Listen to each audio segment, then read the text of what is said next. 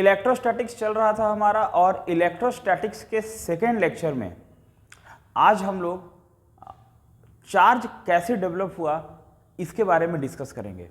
First lecture में मैंने आपको कुछ एक्सपेरिमेंट से बताया था कि कैसे पॉजिटिव और निगेटिव टू टाइप्स का चार्ज डेवलप हुआ।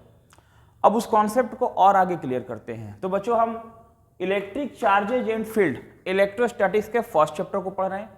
जो लोग फर्स्ट लेक्चर को नहीं देखे वो फर्स्ट वीडियो मेरा जरूर देख ले। फर्स्ट वीडियो में हमने कुछ एग्जाम्पल लिया था, glass, silk cloth, plastic sheet और फर, और रबिंग करके चार्ज को प्रोड्यूस करने का बात हम लोगों ने किया था। ग्लास पर पॉजिटिव डेवलप हुआ था और प्लास्टिक सीट पर निगेटिव डेवलप हुआ था। कुछ और भी बात लास्ट लेक्चर में हम लोग पढ़े थे। उसमें यह बात हुआ था कि प्रोटॉन और न्यूट्रॉन कहाँ रहेगा, तो न्यूक्लियस में, और प्रोटॉन और न्यूट्रॉन के बीच का जो फोर्स है वो स्ट्रॉन्गेस्ट फोर्स होता है नेचर का, ठीक है, और इलेक्ट्रॉन उसके ऑर्बिट में रहेगा। इलेक्ट्रॉन, अब जो इलेक्ट्रॉन है वो इलेक्ट्रॉन इस न्यूक्लियस के साथ वीकली बाउंडेड है। दैट मीन्स जब भी हम रबिंग का प्रोसेस करते हैं तो उस रबिंग के प्रोसेस में इलेक्ट्रॉन कहीं ट्रांसफर होता है वन बॉडी से अनदर बॉडी में। प्रोटॉन और न्यूट्रॉन का ट्रांसफर नहीं होता है। प्रोटॉन और न्यूट्रॉन दोनों स्ट्रांगली न्यूक्लियस के साथ बाउंडेशन में रहते हैं, और इलेक्ट्रॉन जाएगा, ठीक है, और इलेक्ट्रॉन जाएगा, जो एटम से इलेक्ट्रॉन लॉस करेगा वो पॉजिटिव बनेगा। मतलब रबिंग के बाद which material losses electron becomes positive and which materials gain electron becomes negative. जो इलेक्ट्रॉन का लॉस करेगा पॉजिटिव, जो इलेक्ट्रॉन का गेन करेगा नेगेटिव, ठीक है। यहां तक बात हुआ था। अब आगे का बात करते हैं, उस डिस्कशन को हम लोग आगे बढ़ाते हैं। देखो, तो हमने एग्जांपल लिया था ग्लास का, कि ग्लास है और सिल्क, और ग्लास के साथ सिल्क का रबिंग हुआ था। फिर हमने बोला था कि ग्लास पर पॉजिटिव चार्ज आएगा, ठीक है। तो आपको इतना बात समझ में आ रहा होगा कि सर ग्लास पर पॉजिटिव आया, इसका मतलब यह है कि ग्लास इलेक्ट्रॉन का लॉस किया होगा और वो इलेक्ट्रॉन सिल्क पर गया होगा। क्योंकि कोई भी बॉडी चार्ज तभी होगा जब उसका न्यूट्रलिटी चेंज होगा। रबिंग करने के पहले ग्लास भी न्यूट्रल था, सिल्क भी न्यूट्रल था। ग्लास पर भी जीरो चार्ज था, सिल्क पर भी जीरो चार्ज था। इसलिए रबिंग के पहले कोई अट्रैक्शन, कोई रिपल्सन का प्रॉपर्टी नहीं था। रबिंग के बाद ग्लास पॉजिटिव हुआ। इसका मतलब यह हुआ कि ग्लास का इलेक्ट्रॉन सिल्क पे गया होगा और सिल्क हो गया नेगेटिव, ठीक है, सिल्क हो गया नेगेटिव। तो सर ग्लास ही इलेक्ट्रॉन का लॉस क्यों किया, सिल्क इलेक्ट्रॉन का लॉस क्यों नहीं किया, ठीक है। क्योंकि जो दूसरा एग्जांपल था हमारा, दूसरा एग्जांपल, फिर मैं एक बार बोलता हूं, जो बच्चे फर्स्ट लेक्चर को नहीं देखे हैं वो फर्स्ट लेक्चर को मेरा देख लें, फिर आपको सेकंड लेक्चर और ज्यादा समझ में आएगा। और थर्ड लेक्चर से थ्योरी के साथ न्यूमेरिकल्स का पॉइंट आएगा, क्योंकि पहले बेसिक है, बेसिक कॉन्सेप्ट को एक दो लेक्चर में आप समझ लो, फिर थ्योरी के साथ जैसे क्वांटाइजेशन ऑफ चार्ज स्टार्ट होगा तो वहां से न्यूमेरिकल का प्रोसेस भी स्टार्ट होगा। फिर कूलम्ब्स लॉ में हम लोग काफी न्यूमेरिकल करेंगे, तो फिर आगे बहुत मजा आने वाला है। आप मेरे साथ बने रहे। मैं फिर बताता हूं, मैं इधर उधर का बात नहीं करता हूं, बस पढ़ाने पर फोकस करता हूं, और आप भी पढ़ने पर फोकस करें, आपके डेटा का सही इस्तेमाल करें। देखिए, क्योंकि ज्ञान की बातें सबको पता है, बताने की जरूरत नहीं है, बस पढ़ने की जरूरत है। देखो, तो ग्लास को सिल्क से रब्ड किए तो ग्लास का इलेक्ट्रॉन कहां गया, सिल्क में।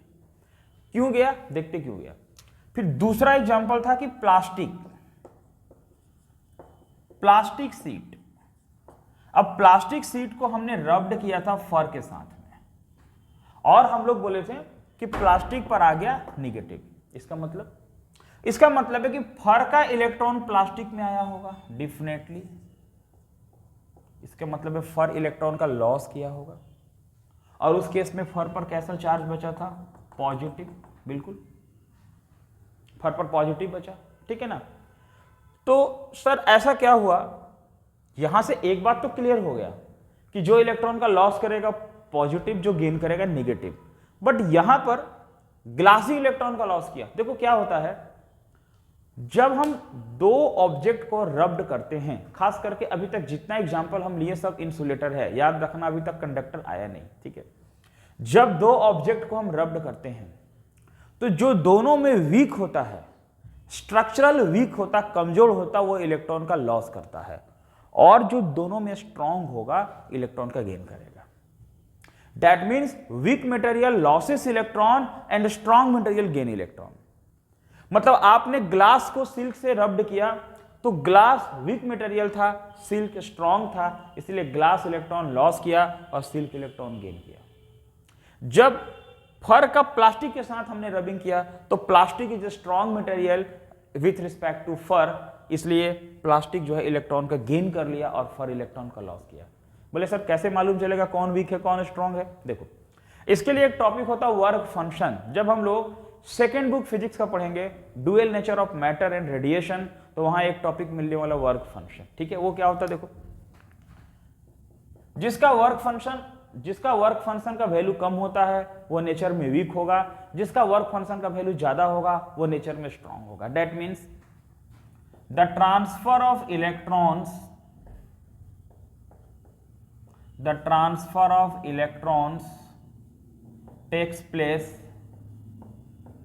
takes place from a material of lower work function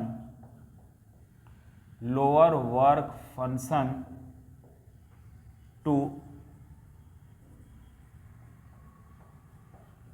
higher work function, that is weak to strong, ठीक है। जब भी दो ऑब्जेक्ट को रब्ड करेंगे तो ट्रांसफर इलेक्ट्रॉन का होगा और लोअर वर्क फंक्शन से हायर वर्क फंक्शन में ट्रांसफर होगा।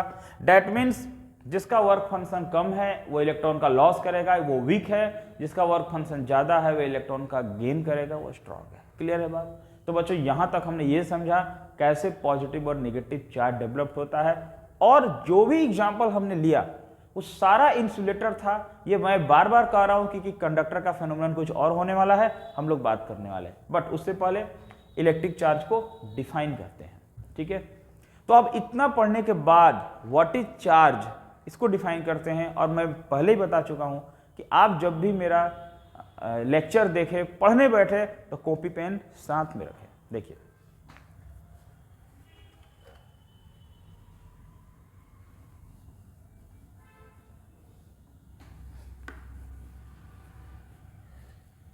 इलेक्ट्रिक चार्ज क्या होता है? तब से हम लोग इलेक्ट्रिक चार्ज का ही डिस्कस कर रहे थे, लेकिन चलो, electric charge it is the property of fundamental particles of matter,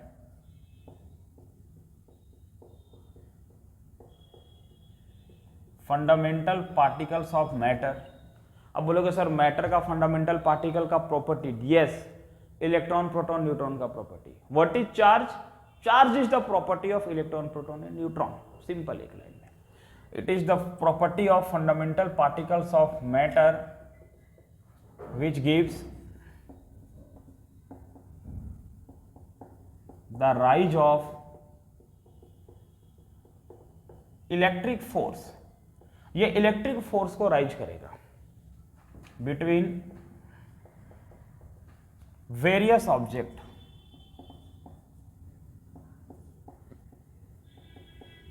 various object के बीच ये इलेक्ट्रिक फोर्स को राइज करेगा, ठीक है।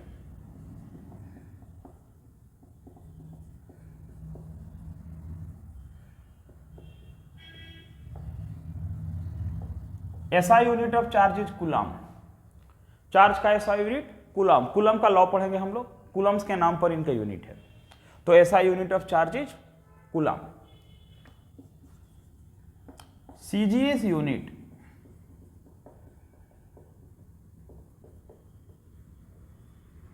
Of electric charge is state coulomb. देखिए, सीजीएस यूनिट को स्टेट कूलम बोलते हैं, या फिर और करके हम लोग लिखते ESU, ESU का मतलब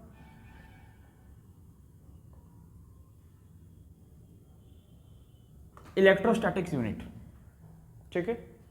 और 1 कूलम में 3 × 10⁹ ESU या फिर 3 × 10⁹ ESU या फिर इलेक्ट्रोस्टैटिक्स यूनिट 1 कूलम में, ठीक है। CGS के बारे में आप 11 में पढ़े होंगे, सेंटीमीटर ग्राम सेकेंड, ये CGS के बारे में। CGS यूनिट तो MKS यूनिट पढ़े होंगे, CGS पढ़े होंगे, FPS पढ़े होंगे, और MKS को ही SI यूनिट कहते हैं। तो SI unit means MKS system, ठीक है ना, और CGS यूनिट स्टेट कूलम। अब क्या है ना कि 1 कूलम चार्ज जो है, ठीक है, 1 कूलम चार्ज लार्ज यूनिट होता है, मतलब 1 कूलम चार्ज का वैल्यू ज्यादा होता है। तो प्रैक्टिकल के लिए हम लोग कुछ स्मॉलेस्ट चार्ज का यूज करते हैं। अब बोलोगे सर आप बोलते 1 कूलम चार्ज ज्यादा होता, कैसे? अभी कूलम्स लॉ पढ़ेंगे तो आपको बताएंगे कि 1 कूलम चार्ज काफी ज्यादा होता है वैल्यू में, ठीक है ना, ये आपको हम बताएंगे। क्योंकि अगर 2 1 कूलम चार्ज को रखे तो उसके बीच का फोर्स काफी स्ट्रांग होता। अभी अगर यहाँ 1 कूलम चार्ज आ जाए तो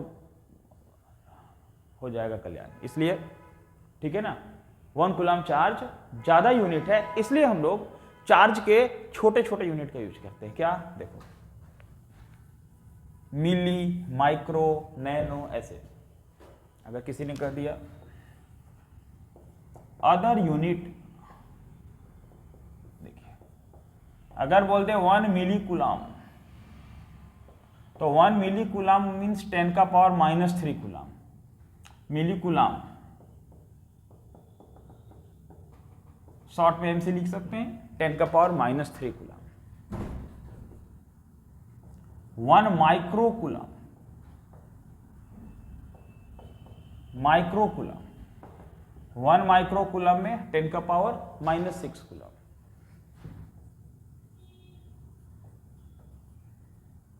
1 नैनो कूलम 10⁻⁹ कूलम।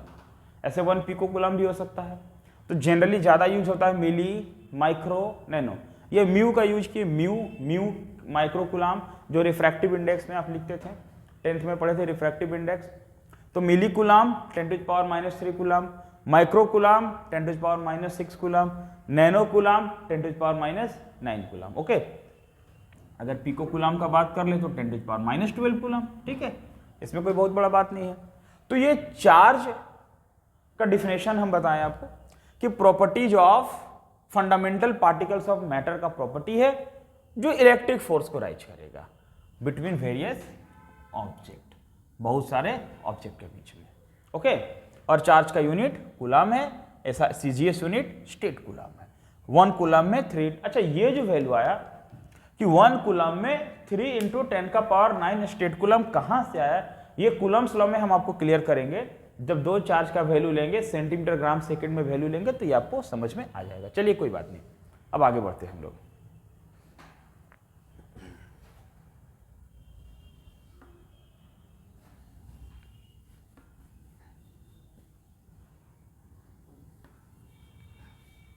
देखो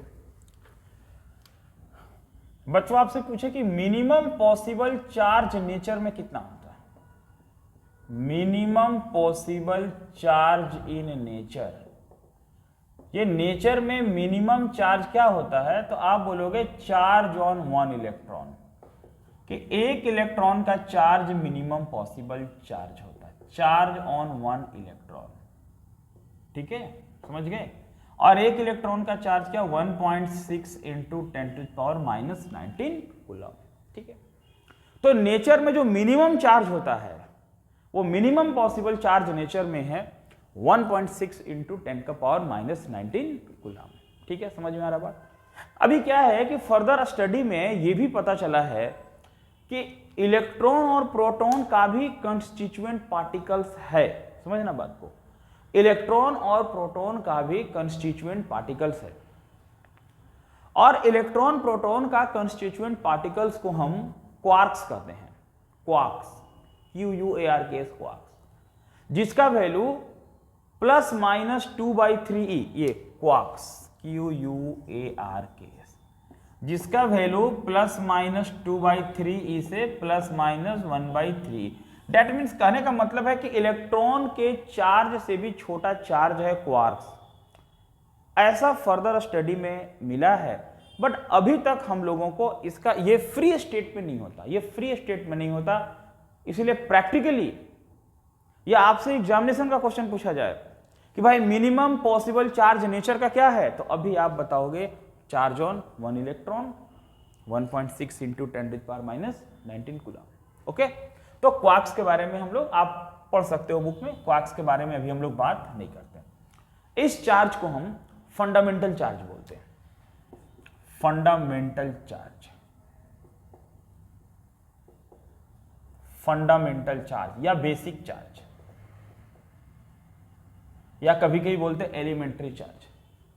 देखो 1 इलेक्ट्रॉन का बात करना, 1 प्रोटॉन का बात करना, एक्चुअल में हम कॉन्सेप्ट को समझने के लिए, चीजों को समझने के लिए, दैट मीन्स पेपर और पेन में, पेपर में पेन से लिख के, पेपर और पेन के थ्रू कॉन्सेप्ट को समझना है, साइंस को समझना है, फिजिक्स को समझना है। इसलिए हम लोग 1 इलेक्ट्रॉन का बात करते हैं, मिनिमम बात करते हैं। प्रैक्टिकली में नंबर ऑफ इलेक्ट्रॉन्स बहुत ज्यादा होता है। एक एग्जांपल दे रहे हैं, अप्रॉक्स में बता रहे हैं कि एक 60 वाट के बल्ब के फिलामेंट से, एक 60 वाट बल्ब के फिलामेंट से 1 सेकेंड में अप्रॉक्स में कितना इलेक्ट्रॉन पास करता है। देखो अप्रॉक्स में 2 × 10⁻18 इलेक्ट्रॉन क्रॉस करेगा। अप्रॉक्स में एक 60 वाट बल्ब फिलामेंट से 1 सेकेंड में लगभग में 2 × 10⁻18 इलेक्ट्रॉन क्रॉस करता है। सोचो नंबर ऑफ इलेक्ट्रॉन कितना ज्यादा होता है। अगर ये 1 सेकेंड का बात है, अगर 1 मिनट का बात कर ले, 1 आवर का बात कर ले, कितना बल्ब है और भी जितने इलेक्ट्रॉनिक इक्विपमेंट आपके आसपास दिख रहे हैं, फैन वगैरह जितने भी है, सब में इलेक्ट्रॉन, कुछ इलेक्ट्रिकल है, कुछ इलेक्ट्रॉनिक्स है, all are the based on charge. तो number of electron is very large in number, which is impossible to calculate, impossible to count. तो ये 1 सेकेंड का बात है।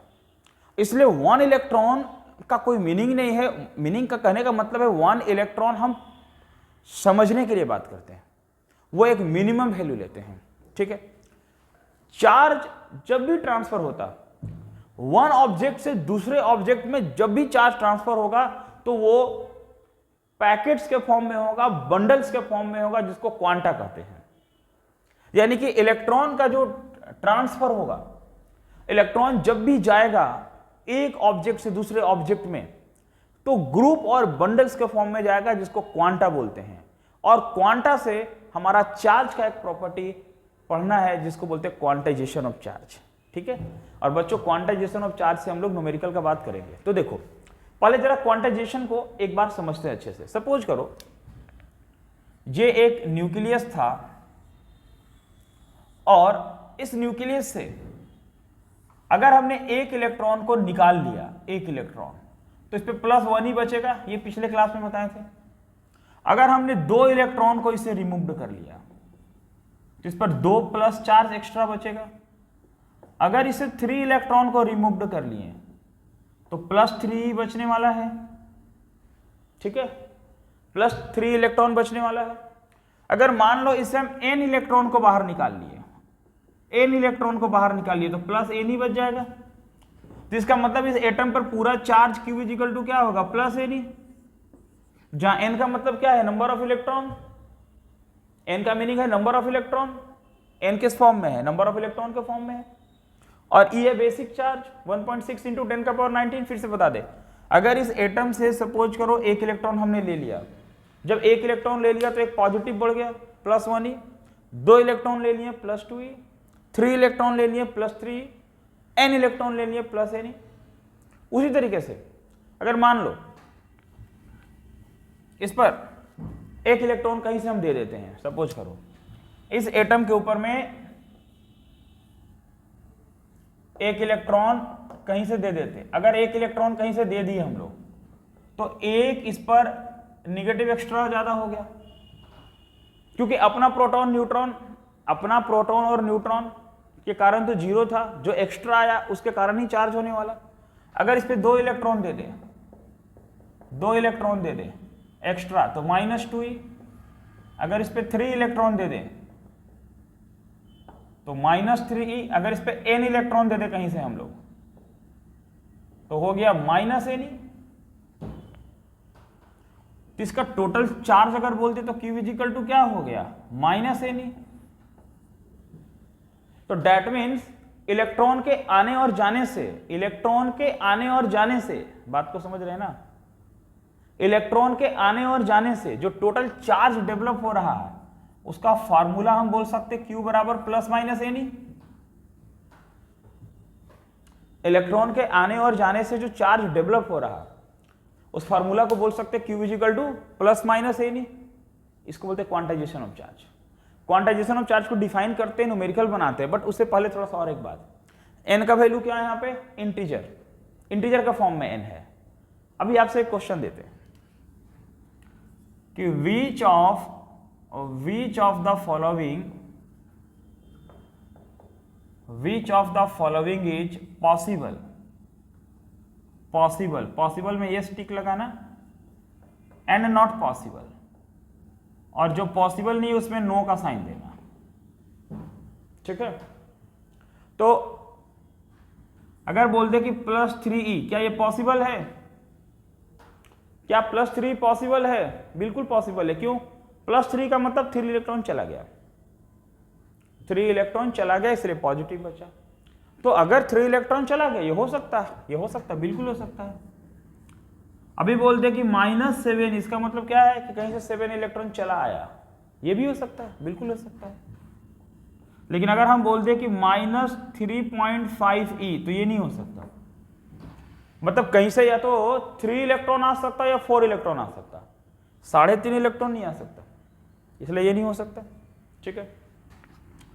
अभी नंबर 4 में बोल दे कि +4/3e, ये भी नहीं हो सकता। तो नंबर ऑफ इलेक्ट्रॉन एक इंटीजर के फॉर्म में हो सकता है, Q इजिकल टू ne, जहां n का वैल्यू इंटीजर के फॉर्म में होगा, 1 2 3 के फॉर्म में होगा, वो फ्रैक्शन के फॉर्म में नहीं हो सकता है। तो इस तरीके का MCQ क्वेश्चन अगर आपसे पूछा जाए तो आप उसको अच्छे से आंसर दे पाओगे, ठीक है। नोट कर लेना इसे। अब लिखते हैं हम लोग quantization of electric charge.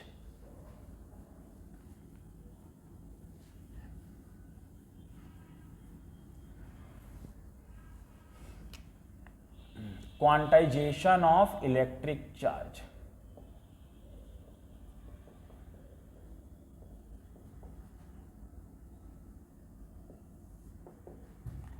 The total charge on a body is equal to the integral multiple of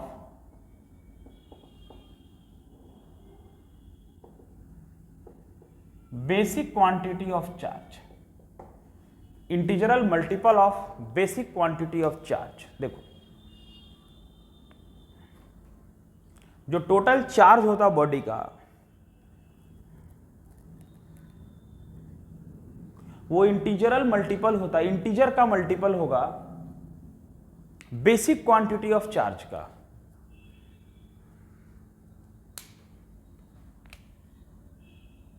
The electric charge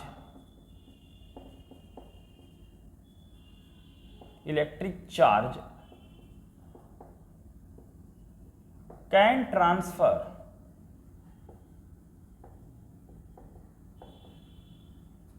in the form of group or bundles called quanta। देखो क्या लिखे, QUANTA, क्वांटा। थोड़ा writing नहीं समझ में आए तो आपको जैसा लगे आप YouTube पर कमेंट करना। देखो मैं ऑफलाइन क्लासेस 18 सालों से पढ़ा रहा हूं। मैं ऑफलाइन में काफी बच्चों को पढ़ाता हूं और ऑफलाइन में हमारा 2 सेंटर है और दोनों सेंटर पे अच्छे खासे बच्चों की भीड़ होती है और मैं बरसों से अच्छे रिजल्ट दे रहा हूं। बट ऑनलाइन में आप कहीं के भी हो, पूरे भारत में कहीं के भी विद्यार्थी हो, कहीं के भी स्टूडेंट हो, मैं चाहता हूं कि मैं पूरे इंडिया के स्टूडेंट के पास पहुंचूं। आपको जो भी लगे आप कमेंट करके जरूर बताना। तो इलेक्ट्रिक चार्ज ट्रांसफर होगा in the form of group और बंडल्स कॉल्ड क्वांटा। जो इलेक्ट्रिक चार्ज है वो ग्रुप और बंडल्स के फॉर्म में होगा और उसको हम लोग क्वांटा बोलेंगे। Quanta packets means bundles, that is Q बराबर प्लस माइनस एनी। ठीक है, प्लस क्यू देना माइनस क्यू देना, अभी क्लियर हो गया। इलेक्ट्रॉन जाएगा या आएगा, तो Q is equal two plus minus n e, n के फॉर्म में इलेक्ट्रॉन जाना आना करेगा। ठीक है, तो Q is equal two plus minus एनी, या आप इसको स्मॉल लिख सकते हो Q is equal two plus minus n e, that means quantization of charge. Where n का मतलब number of electron, n means number of electron, e का मतलब बेसिक चार्ज, यानी इस बेसिक चार्ज का वैल्यू पता आपको 1.6 इंटू 10 का पावर माइनस 19 कूलम। ठीक है, ये बेसिक चार्ज है। देखो अभी बोल सकते सर चार्ज अल्फा का क्या होता है, बोलते देखो एग्जांपल देख लो। चार्ज ऑन अल्फा, अगर अल्फा पार्टिकल का चार्ज का बात करें हम कि अल्फा पार्टिकल का चार्ज क्या होता है, तो +2 ही होता है।